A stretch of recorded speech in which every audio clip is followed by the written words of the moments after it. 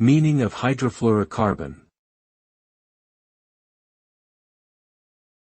Hydrofluorocarbon.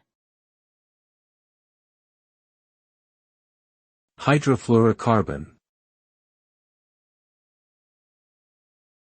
Hydrofluorocarbon.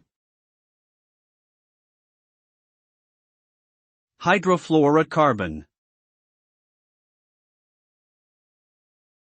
Hydrofluorocarbon, HFC, is a type of synthetic compound that is composed of hydrogen, fluorine, and carbon atoms.